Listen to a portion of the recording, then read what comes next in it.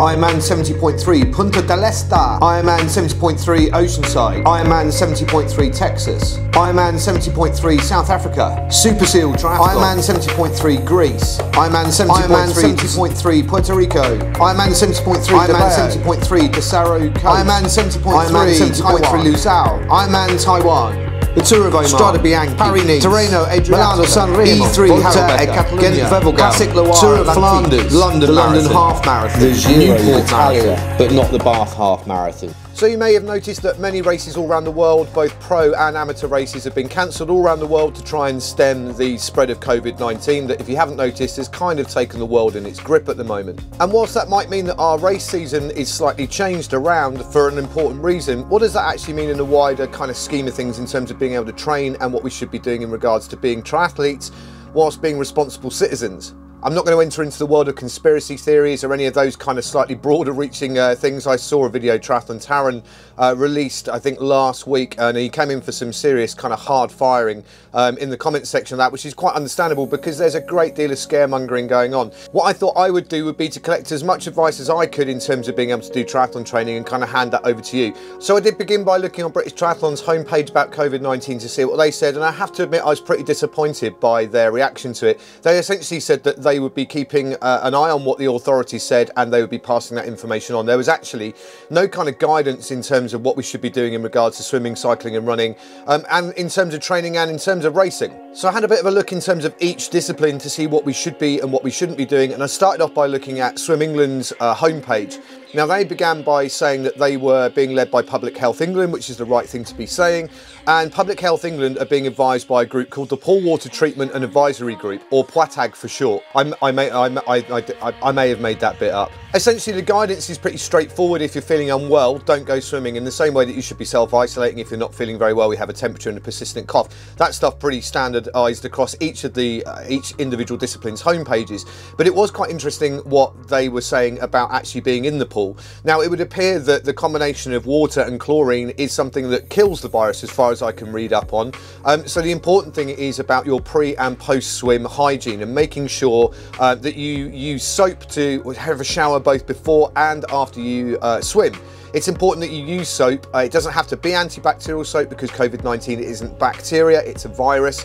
And it would appear that the lipids in soap will break down the outer shell of the bacteria and kill it as well. So just soap and shower before you swim, and then soap and shower afterwards, and you should be absolutely fine. Now, obviously, with a group like I'm doing with Masters, I've got to be reliant on the fact that nobody's going to be going there that's feeling under the weather. From what I can also read is that unless people have the symptoms, they're not contagious anyway, so I'm hoping that nobody with a persistent cough or with a high temperature would actually be going swimming, but it would appear that the swimming pool is actually a relatively safe place to be.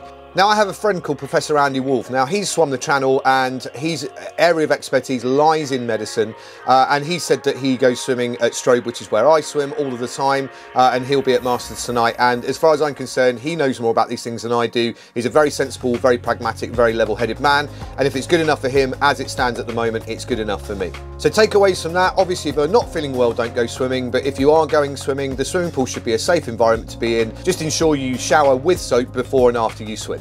The other option, of course, is that if the pools do become closed, it'll be a case of going and doing open water swimming, which at the moment is probably just a touch too cold, even though I can hear the lawnmowers being used outside the shed at the moment. People are out in kind of spring force at the moment, probably trying to do their gardening because they're on lockdown from work, possibly, who knows. But as far as Marine Lake is concerned, it's going to be a few weeks at least until I'm going to be able to get into the lake. But that will be an option if this becomes a prolonged thing, is that we'll be able to open water swim, which is something that I'm looking forward to doing anyway. So in terms of riding your bike and running, those are two things that obviously we generally do on our own anyway. Self-isolation is something that triathletes are pretty good at doing as a matter of course. I don't tend to ride with a bike group anyway because I tend to ride my TT bike, and obviously the bike is supposed to be a non-drafting thing. So my suggestion would be that you don't have to ride in a group. British Cycling somewhere did say about group riding, but I can't find that on the website anymore. So perhaps that's been changed. But in my opinion, there's a slightly higher risk of you having an off if you're on a group bike ride, and in my opinion that's too high a risk at the moment anyway, because our medical services are under a big strain at the moment anyway. Now, that goes, as far as I'm concerned, for both running and cycling, is that at the moment any injuries that you might incur will probably be something that you would do whilst doing an effort rather than a long slow ride or a long slow run.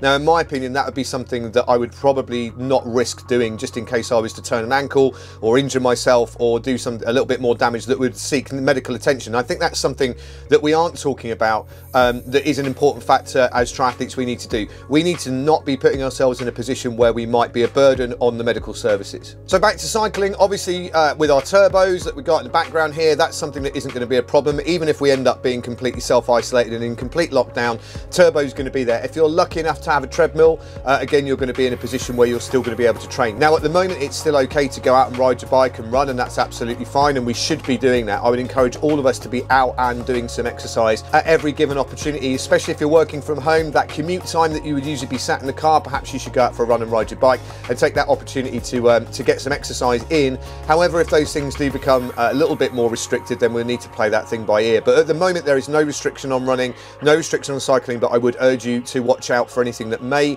cause you to be a burden on the medical services. So really that's it. It's kind of business as usual. Obviously the races are being cancelled left, right and centre, and that's something that we've got to try and psychologically deal with. It does make life really difficult having that level of uncertainty to some degree or another. It's actually better if we know that our races are cancelled. Now I'm working on the premise that they are going to be cancelled, and just training really for the end of season in my opinion now. Bristol Triathlon, probably it's the start of May, it's an early season race. I mean, you know, the odds on it being cancelled are really, really high. Yet again, it's going to be, what, the third year in a row when I haven't been able to race a triathlon in Bristol. As much as I'm going to be gutted to do that, it is just one of life's little spanners in the works, and there'll still be races to do at the end of the season. And I'm sure that in the long run, having this little stay of execution for me, maybe that's a wrong turn of phrase to be using at the moment, and maybe having a little bit of a delay in when my first race is going to be in the season isn't necessarily going to be a particularly bad thing, because it does feel within my own training that I'm starting to hit a bit of a stride, and it always feels so much better when spring starts to come around. In terms of COVID-19 and all the stuff that's bolted onto it, yes, it could be scary. Yes, it's going to be quite demoralising for some of us. And I've never been so grateful for signing that contract and becoming employed as I did at the end of last year. My wife is self-employed. Up until September last year, I was self-employed. God knows what would have happened. And my heart still goes out to those people that are still in those economies at the moment. And I'm really grateful to be in a position where hopefully it looks like everything's secure for me. And it is scary, and I totally understand that. But what I would say in terms of your mental health is, do get yourself away from social media as much as you can. Don't become obsessed by reading every post and every meme that somebody's putting up at the moment, because some of it's disinformation, some of it's opinions, some of it's done for fun, some of it's done to scare. So just pick a couple of resources that you can absolutely trust on. Public Health England is a good place to start. Pick a couple of sources, maybe look at them in the morning, maybe look at them before you go to bed, but don't become obsessed by it. Things are going to change over the next couple of months. We need to try and make the best out of that. If the weather stays the way it is, get out and train. If you're not feeling very well, from what I've heard, it's about 24 to 72 hours of pretty bad flu. As long as we're in good health, we should be okay in a few days' time. Once you've got it, you can't get it again. Look after your loved ones, look after the older people in your families. Don't go and panic buy, because the people that are doing that are crazy. Not only are they crazy, but they're also really bloody selfish in my opinion. So there's a lot of crazy stuff going on at the moment, but at the end of the day, it's not something that a good run or a good bike ride or a damn good swim can't help you clear your head of, and just thank your lucky stars that you have that as an outlet. Something you could do for me that would be really cool would be to hit the subscribe button and the notifications bell, and hit the thumbs up as well if you like the video.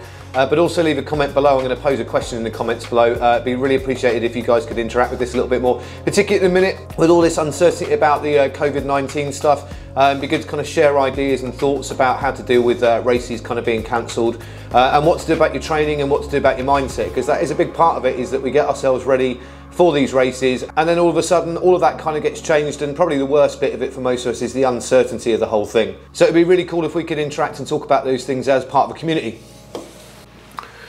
So in terms of my own training, it's been a pretty good week actually. I've enjoyed it. 3 swims as per usual.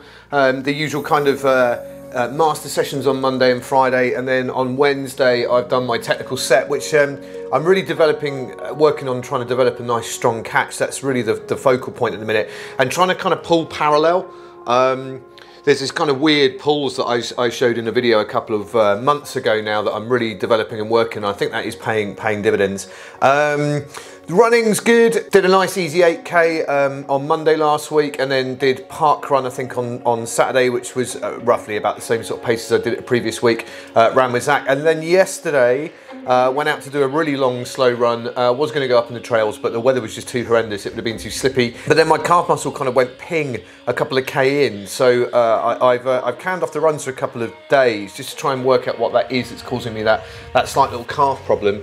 And the bike riding's been good. I've managed to get out for a couple of really nice bike rides the last couple of days. I've just got back from riding back from Bristol just now, and I went out for a nice ride yesterday. As you can see from the kind of weather outside, it's a lovely spring day out there, and it would appear that possibly spring may have actually come back, having kind of disappeared for a few days, but the wind's still there. So that essentially has been my week. I've done a little bit of swimming, and I've done a little bit of running, and I've done a little bit of bike riding, and I've enjoyed all of them. I've been pretty much out there with a smile on my face this week, still just trying to get the base miles in. I mean, who knows what's going to happen with races? That's the thing. I mean, I could be in a position where I actually get a bit of a reprieve with all of this stuff, and that it ends up being that the races are put back until the end of the season. I'm not holding out hope for any of the races really in May and June to actually take place, so it'll just be a case of carrying on training as possible, rather than massively worrying about getting my my backside into kind of at least trying to get some speed work in. I think I'm just going to carry on with kind of base phase stuff really, to be honest with you, because I think the races are going to end up in those situations.